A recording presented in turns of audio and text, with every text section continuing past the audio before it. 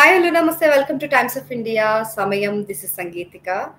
So Srinivas Reddy గారు మనతో పాటు ఉన్నారు, అడ్వకేట్ అండ్ అక్కడ యుఎస్ఏలో లా కోర్సెస్ చేస్తున్నారు. సో ఆయనను అడిగి కొన్ని ఇంట్రెస్టింగ్ విషయాలు మాట్లాడదాం. యుఎస్లో జరుగుతున్నాయి, మన ఎన్ఆర్ఐస్కి యూజ్ అయ్యేవి చాలా విషయాలు అండ్ రెగ్యులర్గా మనతో మాట్లాడుతూ ఉంటారు. సో శ్రీనివాస్ గారు, హాయ్ అండి. హాయ్ అండి, హౌ ఆర్ యు అండి? గుడ్ అండి, how are you? All good అండి, థ్యాంక్ యూ అండి. సూపర్ అండి. సో శ్రీనివాస్ గారు, రీసెంట్ గా వార్తలు వింటున్నాము, యుఎస్ లో మన వాళ్ళు బ్రతుకు తెరువు కోసం అని వెళ్ళి ముసలి వాళ్ళని కానివ్వండి, అంటే ఎల్డర్లీ పర్సన్స్ ని ఫోన్స్ ద్వారా వీళ్ళు ఫ్రాడ్ చేసి కోట్ల రూపాయలు దండుకుంటున్నారు అనే న్యూస్ ఒకటి వైరల్ అయింది. సో ఈ ఫ్రాడ్స్ ఎందుకు చేస్తున్నారు వీళ్ళు మన వాళ్ళు? అంటే కొంచెం భయం ఉంటుంది కదా, దేశం కానీ దేశంలో వెళ్ళి మనం బ్రతకడానికి కష్టపడాలి, జాబ్ చేసుకోవాలి, ఈ థాట్స్ ఉంటాయి. కానీ ఫ్రాడ్ చేయాలి అనే థాట్ ఎందుకు వచ్చింది? ఒకవేళ వచ్చింది, ఇప్పుడు అరెస్ట్ అయ్యారు వాళ్ళు, సో వాళ్ళకి ఎలాంటి శిక్షలు పడనున్నాయి? వాళ్ళ జీవితం ఎలా ఉండబోతుంది? మన తెలుగు వాళ్ళు దీన్ని చూసి ఏం నేర్చుకోవాలి, కొంచెం చెప్తారా? అండి, సో చాలా మంచి క్వశ్చన్ అండి ఇది. సో ఇది అంటే ఇప్పుడు రైట్ నౌ ఇది ఎమర్జింగ్ సబ్జెక్ట్ కూడా యుఎస్ లో కూడా. సో ఏమైతుందంటే మన ఇండియన్స్ ఇక్కడ ఉన్న ఓల్డ్ ఏజ్ పీపుల్, అంటే 60 తర్వాత ఉన్న వాళ్ళకి ఏమైతుందంటే వాళ్ళ దగ్గర విపరీతమైన ఫండ్స్ ఉంటాయండి ఇక్కడ. సో అంటే వాళ్ళకు వచ్చే ఈ రిటైర్మెంట్ ఫండ్ కానీ లేకపోతే సోషల్ సెక్యూరిటీ బెనిఫిట్స్ కానీ వాళ్ళందరి దగ్గర డబ్బులు ఉంటే మన వాళ్ళు అందరూ ఏం చేస్తున్నారు, బికాస్ ఆఫ్ ఫైనాన్షియల్ క్రంచ్ కానీ లేకపోతే ఎక్కువ గ్రీడీనెస్ తో ఏదైనా స్కామ్స్ చేయాలనుకోవడం కానీ ఇవన్నీ ఇట్లా ఈ ముస్లింలని కానీ ఎల్డర్లీ పీపుల్ ని కానీ ఇలా మోసం చేసి స్కామ్ కాల్స్ చేసేసి వాళ్ళ దగ్గర డబ్బులు తీసుకుంటున్నారు. దీనికి ఫస్ట్ ఏంటంటే ఈ రీసెంట్ గా జనవరి నుండి ఇప్పటి వరకు సుమారు మన ఇండియన్సే 6 మంది అరెస్ట్ అయ్యారండి. నాకు తెలిసిన డేటా ప్రకారం 6 members హెస్ బీన్ అరెస్టెడ్ అండి, ఓన్లీ ఇండియన్స్. వాళ్ళందరూ 30 or 40 years ఉన్న వాళ్ళు కాదు, అందరూ వాళ్ళ స్టూడెంట్స్. దేర్ 25 కానీ 21 years వాళ్ళు కానీ 22 అని వీళ్ళందరూ. ఇదంతా ఏంటంటే అండి, ముస్లింలని స్కామ్ ఈజీగా చేయొచ్చు అనేది ఒక, అంటే యూజువల్ గా అందరూ అనుకున్న అపోహ కానీ లేకపోతే దట్స్ ట్రూత్. అంటే ఎందుకంటే వాళ్ళకి ఆ టైంలో డిమినిష్ అయిపోయింటది వాళ్ళకున్న నాలెడ్జ్ కానీ. సో వాళ్ళు ఫిజికల్ గా కానీ మెంటల్ గా కానీ ముందంత స్ట్రాంగ్ గా ఉండడం, అంత యాక్టివ్ గా ఉండకపోవడం ఇవన్నీ జరుగుతాయి. మీకు ఒక ఇంట్రెస్టింగ్ ఫ్యాక్ట్ చెప్పాలి. 2023లోనే ఓన్లీ ఎలోన్ $179.6 million ఈ స్కామ్స్ ద్వారా 1 year లో డబ్బులు కొట్టేశారు. ఈ ముస్లింలను ఓన్లీ, అంటే 60 years మోర్ దెన్ వాళ్ళని స్కామ్స్ చేసింది. $179.6 million ని స్కామ్స్ లో డబ్బులు తీసేసుకున్నారు ఈ స్కామ్స్టర్స్ అంతా. యూ కెన్ ఎక్స్పెక్ట్ సో ఎంత డబ్బులు కొట్టేస్తున్నారు అని. సో ఇదంతా ఏం లేదండి, అంటే నేను అబ్జర్వ్ చేసింది ఏంటంటే ఇదంతా ప్యాటర్న్. ఇదంతా ఇండియాలో కొన్ని ఈ గుర్గావ్లో అట్లానే ఈ ఎన్సీఆర్ ఆ ఏరియాలలో ఈ కాల్ సెంటర్స్ నడుపుతుంటారండి. ఈ కాల్ సెంటర్స్ నుండి ఇక్కడ వీళ్ళ ముస్లింలో కాల్ చేస్తారు, లేదు మీ అకౌంట్ లో సో డబ్బులు ఉంది ఇదంతా. అంటే వాళ్ళు ఈజీగా ఐడెంటిఫై చేయొచ్చు కదండి. ఇప్పుడు సోషల్ మీడియాలో ప్రతి చోట నువ్వు ఏం చేస్తున్నావు ఫొటోస్ పెట్టేస్తారు, నీ ఏజ్ ఏదో అప్రాక్స్ గా ఏజ్ అనేది ఎవరైనా కనుక్కోగలరు. సో అదంతా ఎందుకండి, రీసెంట్ గా ఒక చిన్న సింపుల్ గా జరిగింది. ఏమైందంటే మా నాన్నది ఒక ఫేక్ అకౌంట్ క్రియేట్ చేసి మా నాన్న నుండి నాకు మెసేజ్ పెట్టాడు. ఏమని, hi Sai, I'm need of money $5,000, can you please phone pay it అని ఏదో నెంబర్ పెట్టి నేను వాడికి రిప్లై వచ్చాను, అరే మా నాన్న అకౌంట్ రా, నువ్వు మా నాన్న అకౌంట్ కొంచెం ఏదన్నా చేయాలి కదా.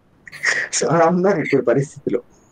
సో ఇక్కడ ఏమైతుందంటే, let's come to the point. అంటే April 30th 20 years ఓల్డ్ అతను, అంటే అండర్ గ్రాడ్ చేసే అతను 78 years ఒక ఉమెన్ కి కాల్ చేసి, నేను సో ఫెడరల్ ఏజెన్సీ నుండి కాల్ చేస్తున్నాను, నీ దగ్గర ఈ డ్రగ్స్ అమ్మి నీ దగ్గర డబ్బులు ఉన్నాయి, అది సుమారు అంటే నీ దగ్గర డబ్బులు ఉన్నాయి, అది నువ్వు రిటర్న్ ఇచ్చేస్తే నిన్నేం కాదు అని బెదిరించేస్తాడు. బెదిరించిన తర్వాత ఏం చేస్తారు, ఈ కాల్స్ అన్ని ఏం చేస్తారంటే ఇండియా నుండి మాట్లాడతారు. ఇక్కడ వీళ్ళు ఏం చేస్తారు, ఈ ముస్లింల దగ్గరికి ఒక అతను పోయి డబ్బులు కలెక్ట్ చేసుకోవాలి కదా. ఆ డబ్బులు కలెక్ట్ చేసుకున్న వ్యక్తి ఏదో ఒక స్టూడెంట్ అయింటారు, వాడిని ట్రాప్ చేసి ఉంటారు ఎట్లా ఒకట్లా. అంటే నీకు ఒక $2,000 ఇస్తాను, $10,000 ఇస్తాను ఇట్లా అని చెప్పేసి మోసం చేసి వాడిని ఎంప్లాయ్ చేసుకుంటారు. వీళ్ళని అందరినీ రన్నర్స్ అంటారంట, ఆ కోడ్ వర్డ్.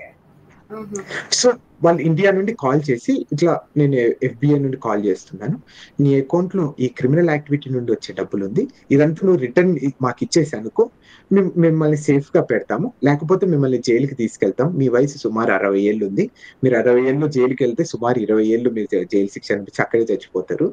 మీరు ఇదంతా వద్దు అనుకుంటే మా వాడు వస్తాడు, మీరు డబ్బులు ఇచ్చేసి వెళ్ళిపోండి అని చెప్తారు.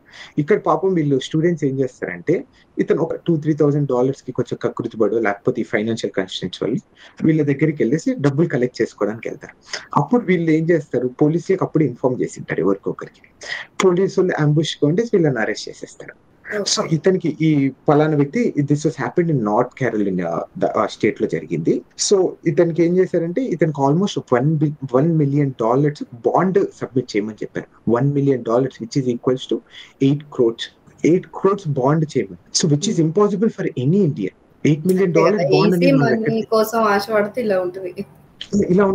ఇది అట్లనే ఈ గత లాస్ట్ ఏప్రిల్ మంత్ లోనే ఇట్లాంటివి 3 స్టూడెంట్స్ అరెస్ట్ చేశారండి. 3 ఇండియన్ స్టూడెంట్స్ కంప్లీట్ గా.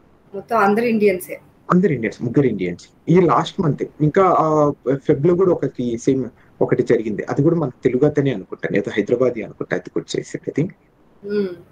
సో అది కూడా చాలా హార్డ్ రీచింగ్ స్టోరీ. ఏంటంటే వాళ్ళిద్దరు F1 వీసా మీద వచ్చారండి యుఎస్ కి. F1 మీద వచ్చేసి అంటే ఇంకా పిల్లలు కూడా, ఒక పాప కూడా పుట్టింది అనుకుంటా. సో ఏమైందంటే, ఇది ఏదో వాళ్ళ ఫ్రెండ్ తో ఏదో ఇట్లా క్యాజువల్ గా కాన్వర్సేషన్ జరుగుతుంటది.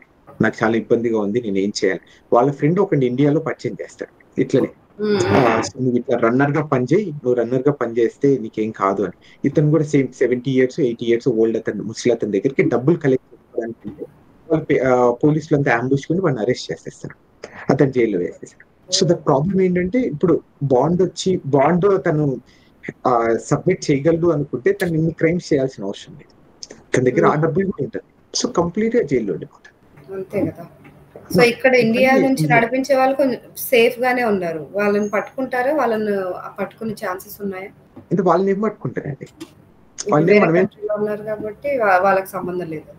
అంటే సంబంధం లేదు కాదు, అంటే ఈ క్రైమ్స్ అనేది ఆర్గనైజ్డ్ క్రైమ్స్ కిందకి రావు. So it doesn't is a criteria కదా.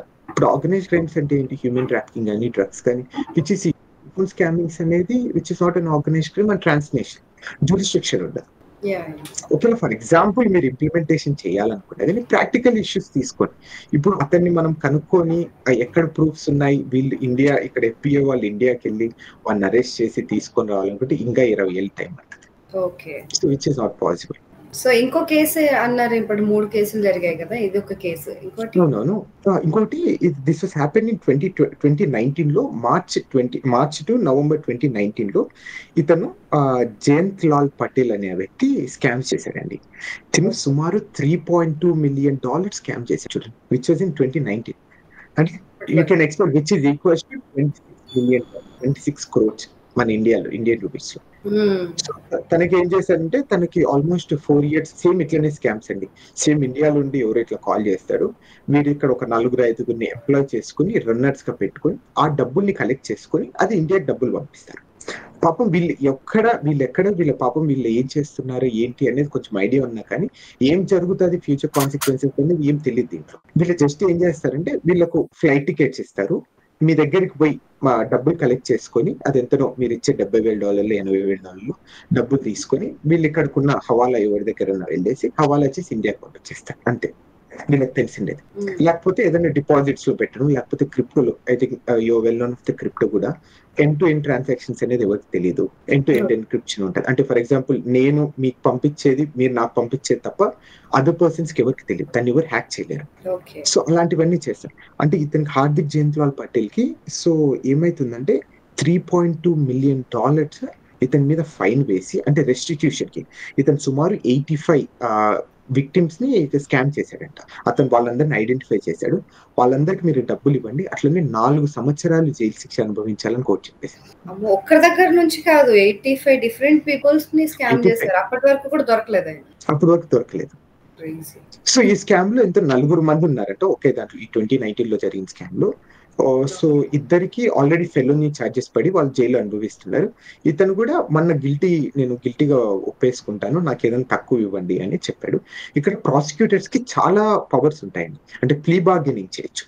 అంటే నేను ఒప్పేసుకుంటాను, నాకు ఈ ట్రయల్ ప్రాసెస్ అంతా వద్దు, నాకు ఎంతో కొంత జైలు శిక్ష తగ్గియండి, లేకపోతే ఫైన్ అమౌంట్ తగ్గిందంటే ప్రాసిక్యూటర్స్ కి ఆ అథారిటీ ఉంటుంది, అలా తగ్గించుకుంటే వెళ్తారు.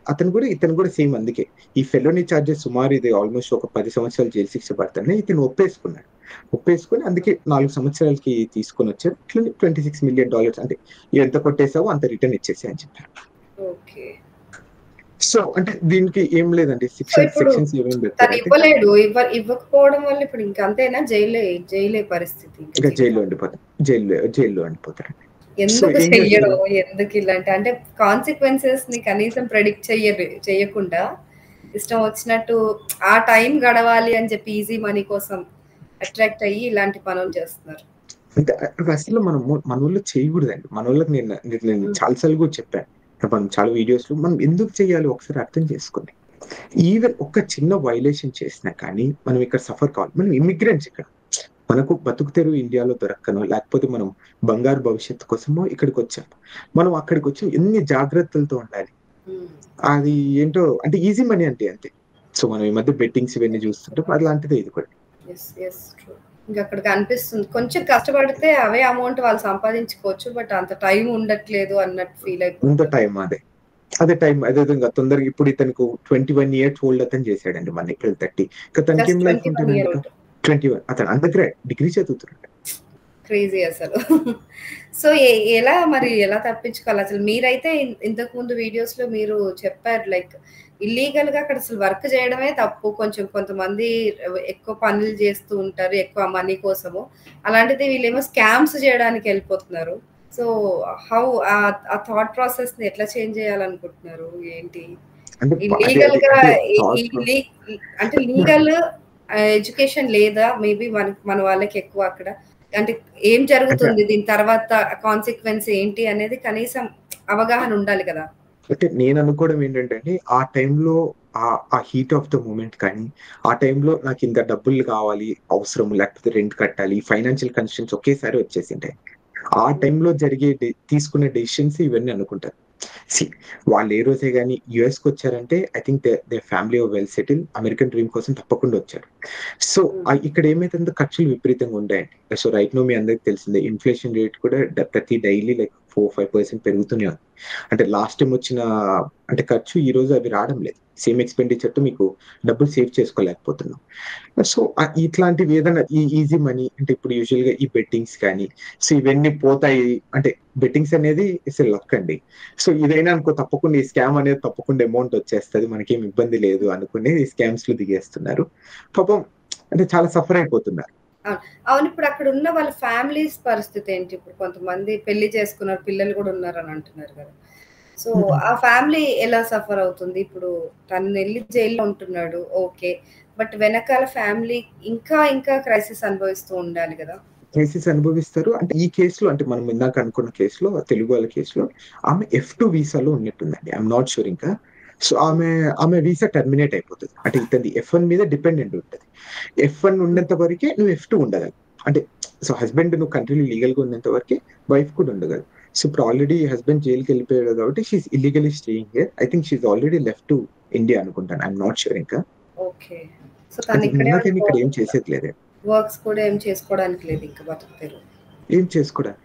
ఇక్కడ కూడా ప్రాక్టికల్ గా కూడా చూసుకోవాలంటే ఇక్కడ జైల్స్ లో ఫుడ్ పెట్టేది మన వాళ్ళు తినలేరండి, మన ఇండియన్స్. సో అది వన్ ఆఫ్ ద డిసడ్వాంటేజ్. ఒకవేళ తిన్నా కానీ చాలా సఫర్ కావాలి. అంటే ఇక్కడ ఉన్న ఐటమ్స్ కానీ మనం అంటే మన డైజెషన్స్ కానీ ఇవన్నీ ఇక్కడ మనం కొనుక్కోవాలనుకుంటే డైలీ ఎట్లా కాదనుకున్నా $60-70 ఖర్చు అవుతాయి. ఎందుకంటే హై ప్రైజెస్ ఉంటాయి కదా అండి ప్రెసెంట్ లో, మీకు తెలిసిందే. కొనుక్కునే అవకాశం కూడా ఉంటుంది అక్కడ. ఉంటాయి ఇక్కడ చిన్న చిన్న షాప్స్ ఉంటాయండి. సో నార్మల్ గా ఈ సూపర్ మార్కెట్స్ లాగా ఉంటాయి. అంటే దిగొనసెల్ అంటే బేసిక్ ఫెసిలిటీ అంటే ఇన్స్టెంట్ నూడిల్స్ కానీ, అంటే యూజువల్ గా మోస్ట్ ఆఫ్ దెమ్ కొనేదంతా అంటే నేను అబ్జర్వ్ చేసింది, నేను కలిసిన వాళ్ళందరూ కొనేదైతే అంత సిగరెట్స్ కొంటుంటారంట అక్కడ. So I'm not sure food అయితే. అంటే వాళ్ళకి అక్కడ మనీ ఎట్లా వస్తాయి మరి జైల్లో ఉన్నప్పుడు కొనడానికి? సో అంటే టూ సోర్సెస్ ఉంటాయి. అంటే ఫస్ట్ ఏంటంటే అక్కడ వర్క్ చేస్తుంటారు, అంటే అవి క్లీన్ చేయడం ఇవి క్లీన్ చేయడం, అక్కడ ఏదైనా పార్ట్ టైమ్స్ ఉంటాయి. సో అదన్నా చేస్తుంటారు. ఐదర్ ఇంటి నుండి అన్న పంపిస్తున్నారు డబ్బులు. ఇప్పుడు వాళ్ళ పేరెంట్స్ కానీ వాళ్ళ కజిన్స్ కానీ ఎవరైనా డైలీ కాల్ చేసి వాళ్ళతో డబ్బులు అడగడం ఇవన్నీ జరుగుతుంటాయి. కానీ ఏదేమైనా అసలు అలాంటి పరిస్థితి రాకూడదండి ఎవరికి. జైలు పాలవడం అని అంటే ఇంకా ఈ 2 ప్లేసెస్ కి వెళ్ళొద్దు, హాస్పిటల్ కి జైలుకి వెళ్ళొద్దు అని అంటారు. ఇందుకేనేమో. దట్టు అది మీరు మన దేశం కాని దేశంలో మనకి పరిస్థితులు అస్సలు ఏమాత్రం అనుకూలించవు కాబట్టి చాలా చాలా జాగ్రత్తగా ఉండాలి. మీరు ఇండియాలో వెళ్ళినా కానీ అట్లీస్ట్ ఒక లైఫ్ సెంటెన్స్ అనేది అంటే 14 ఇయర్స్ అనుకుని మనం కన్సిడర్ చేసి 14 ఇయర్స్ తర్వాత బయటకు వచ్చి చాలా మంది హ్యాపీగా బతికి చాలా మంది కొత్త లైఫ్ స్టార్ట్ చేయడం జరిగింది.